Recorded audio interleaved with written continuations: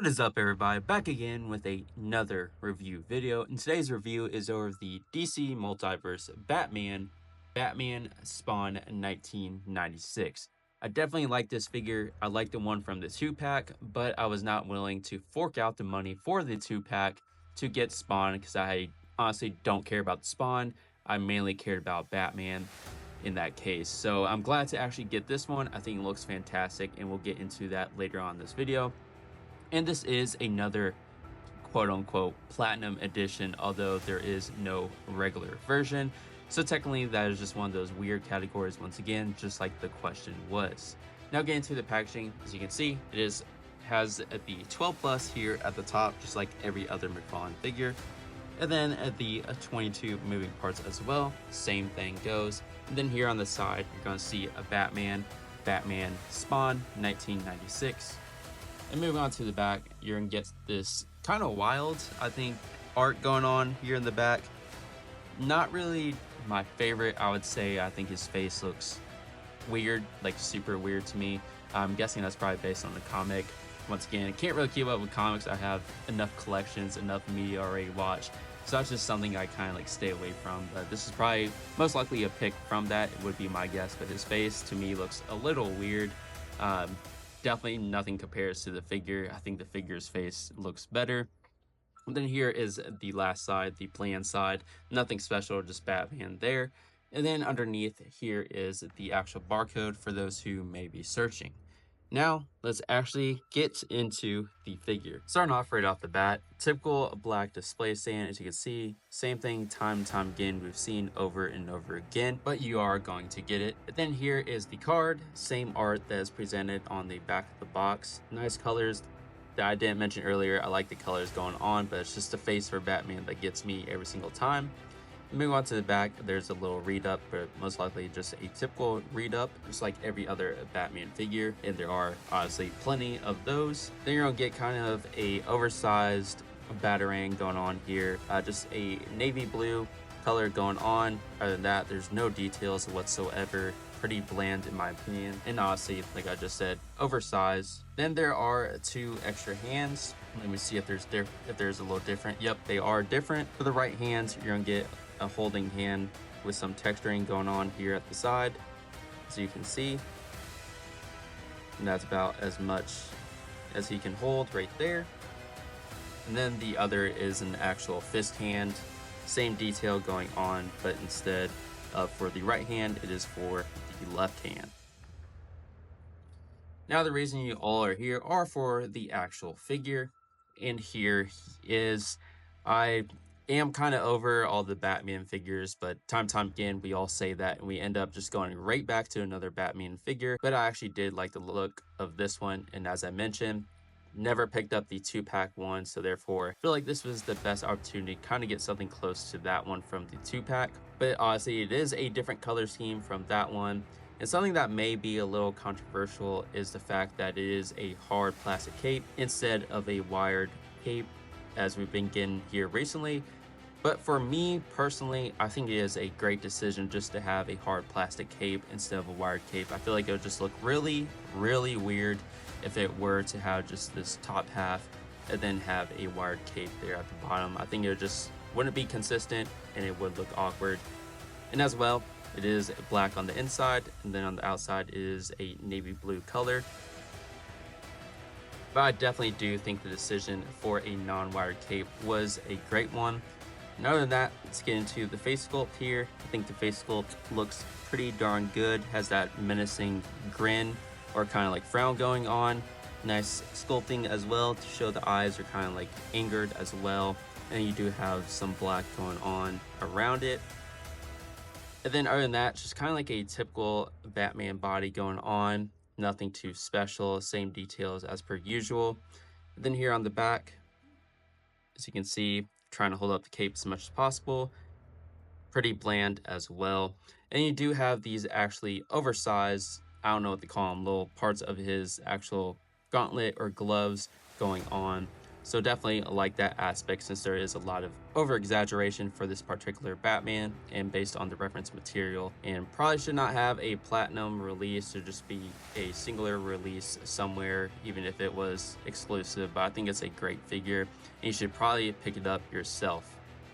Now getting into the head articulation here.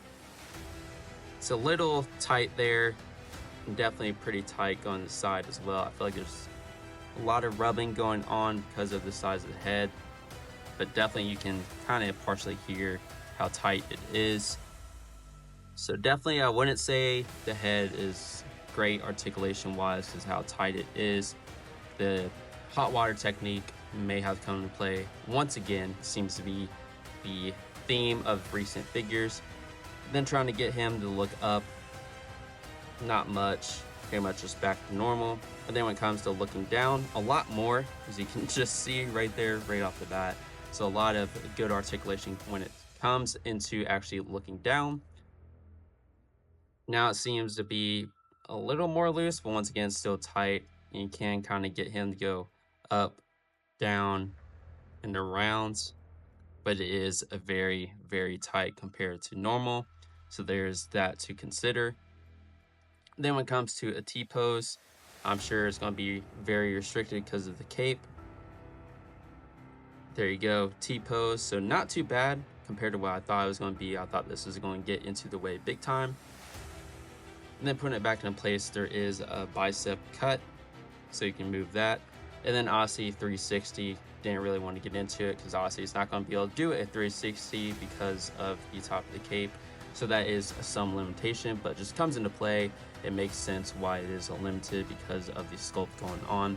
Now that may be an argument for those who think this should have been a wired cape, but it does not make a difference to me. But then when it comes to the actual elbow articulation, here we go. Try to bend it a little more, should be able to. There you go. So pretty much perfect articulation there in terms of the elbow. Nothing really getting into the way to prevent that movement. And when it comes to the actual wrist, full 360, no issue, not too tight. And then it comes to moving down, about that much in articulation in terms of moving down. And then going up, you're going to get it to be able to go up about this much, so pretty much all the way. And then when it comes to the bicep crunch, let's see if there's any exposure going on.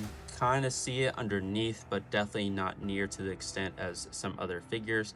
Although, once again, I do not really care for that gap, even if it is a very minimal. I feel like that's something they should improve on. And then you can kind of see some of the inside there when you do that.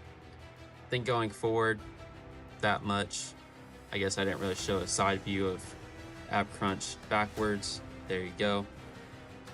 And then upper torso movement, side to side, no issue, not too tight and not too loose.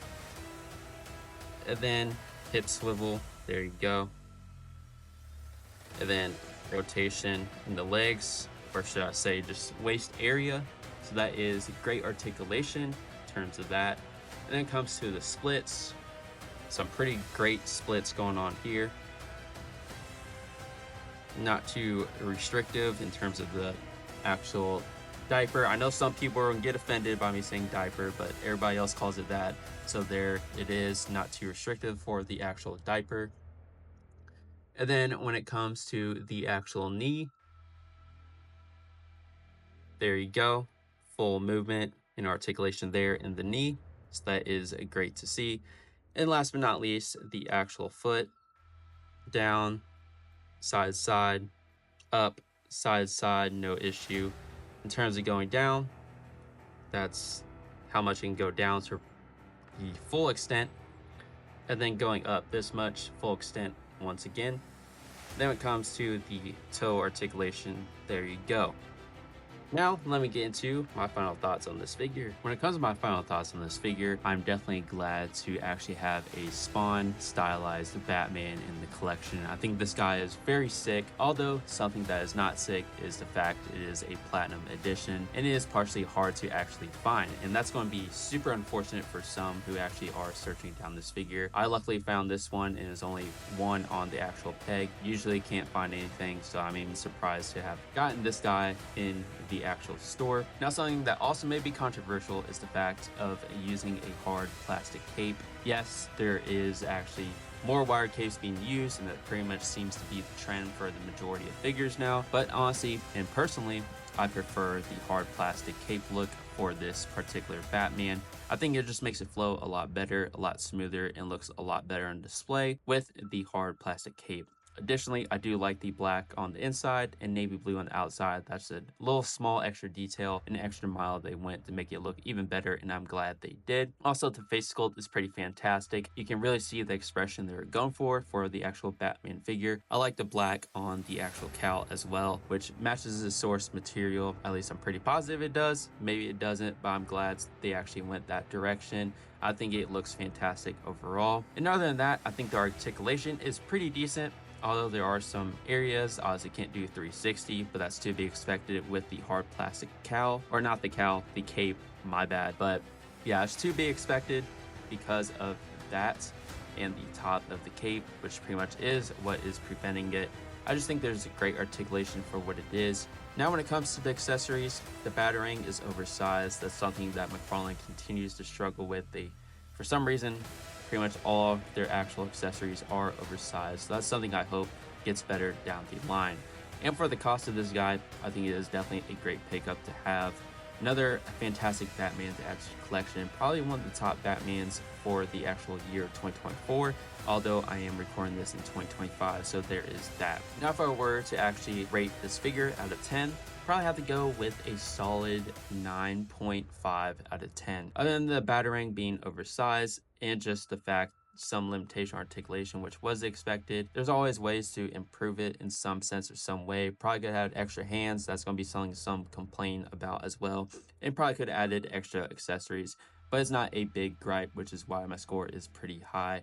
The paint application is great as well. That's going to wrap up today's review. If you did enjoy this review, please like, comment, subscribe down below for more future content. But until then, I'll see you in the next video.